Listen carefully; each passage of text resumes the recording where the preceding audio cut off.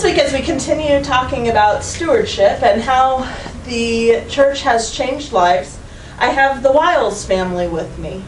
And so the first question I have for you guys is, how has the church changed your life?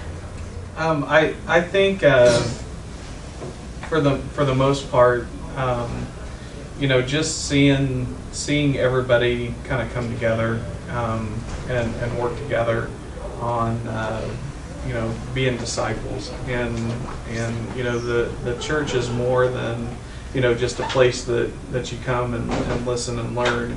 I feel like our church is really reaching out to people and living through what we're supposed to be doing.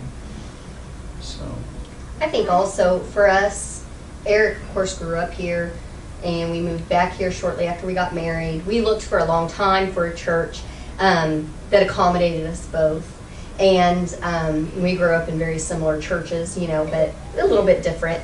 And so we had to come here early on, way back when Reagan was in an infant car seat. And then several years later, came back again, and then we joined, it's been a while ago now. And a year. And I just think that overall, just us as a family and coming and having our kids and knowing that everybody supports our kids and wants to see them grow and succeed just as much as we do. And then, of course, just in your home life, marriage, everything, it goes back to, I think, just the basis of, having a good, steady support system through the church. You were going to say something. That the church isn't only a place to learn about God, it's where your family is. Cool.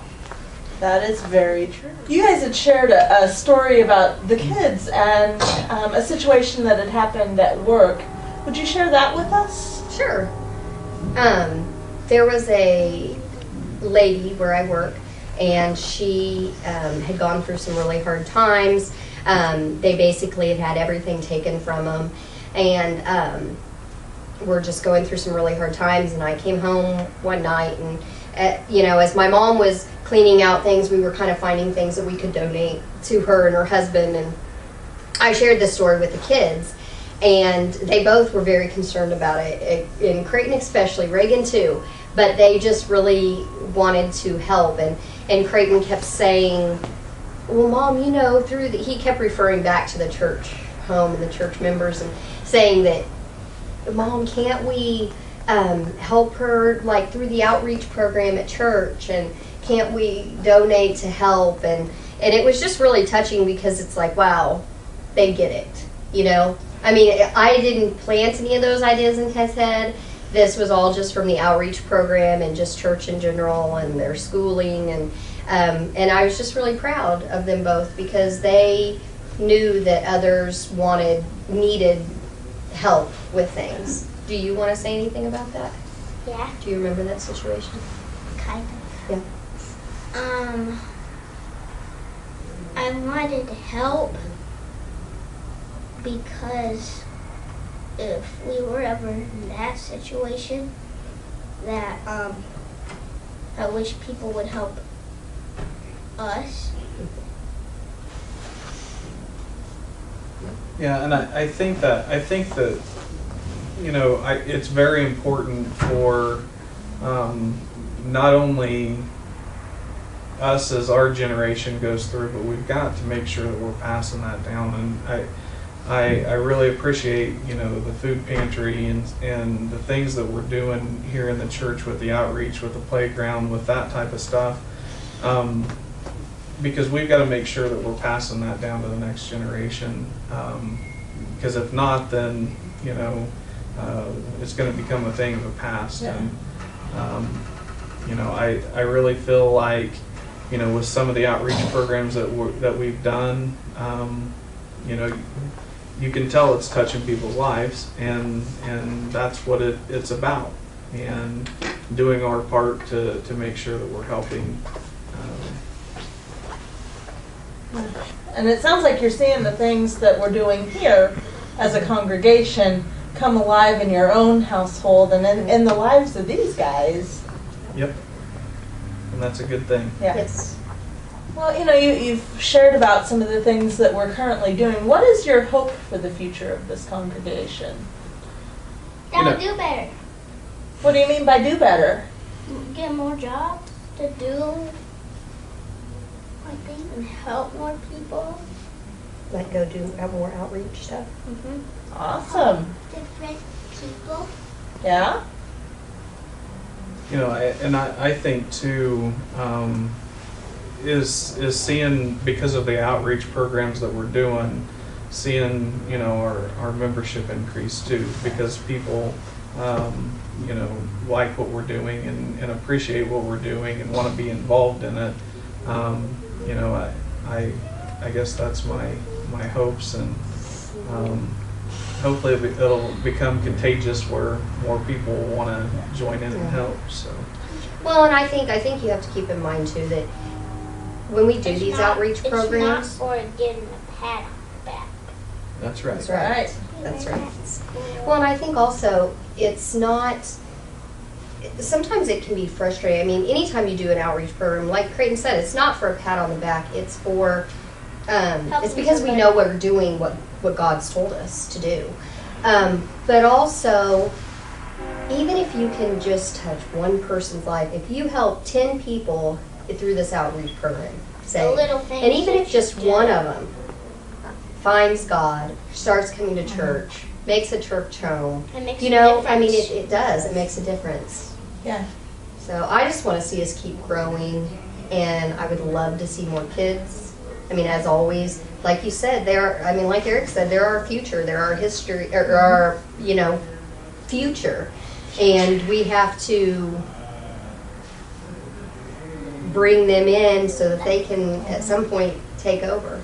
So we can share our faith with other people. yep. Yeah. That's Or what does each person in the congregation need to do for continued growth as disciples and as a congregation? To know that other people love them and to believe in God and to always go to church. Yeah.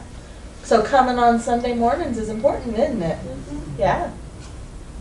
I think everybody has, different talents, and, everybody's at a different stage in their life too on how you can get involved. And I think that,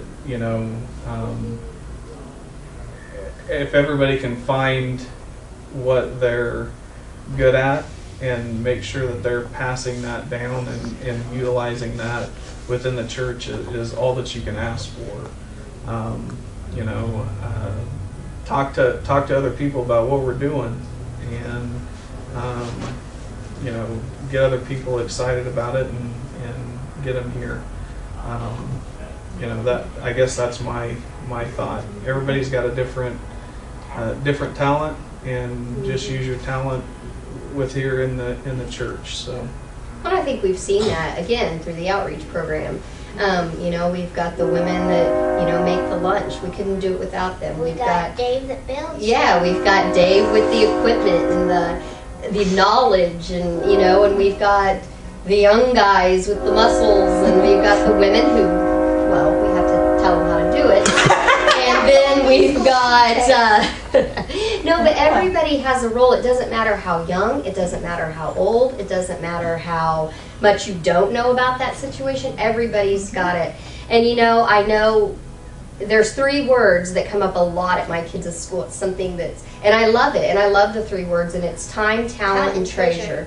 And it's huge. It doesn't always have to be money. It can be time, but it doesn't always have to be time. If it's not there, it can be talent. There's just so many, ways. Yeah. And it's a huge piece of it is getting involved in that and wanting to be a piece of it.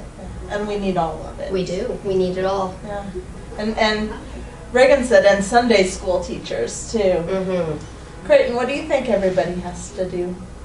I think everybody needs to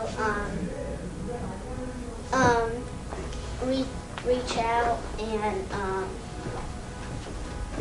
help each other and go to church.